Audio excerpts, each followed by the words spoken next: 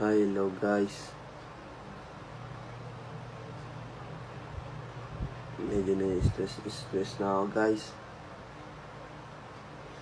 Mga namaba sa akin, mga nagbabanta sa akin guys. Hinahanap ko na si Manong Rider para matapos na yung problema. Wala na yung mga mambabash. Napatawad pala sa'yo, Manong Rider, sa nabasa ako. Ako po humingi ng paumin sa inyo. Gusto po kayo makamit. Humingi ng tawad sa inyo sa personal.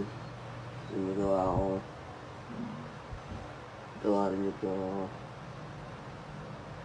Kung napapanood niyo po itong video na to, kontakin niyo po yung Dexter Castro. May pag-meet po ako sa inyo. Kasi po masyado na rin po kasi ako na-stress sa mga nagbabanta sa akin. Hindi ko na rin po talaga kaya. Hindi ko na alam gagawin ko rin talaga. Lagi kong iniisip. Kaya Manong Rider, kung sana po mapanood niyo po ito.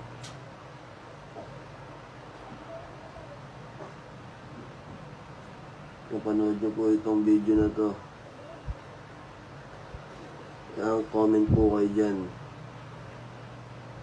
Kontakin niyo po yung Dexter Castro. Ako hihingi po ako ng paumanin sa inyo sa personal. At hindi lang po yun, bibigyan ko rin po kayo ng helmet. Pati kapote para po sa inyo. Wala pong bumbalubag-lobog dun.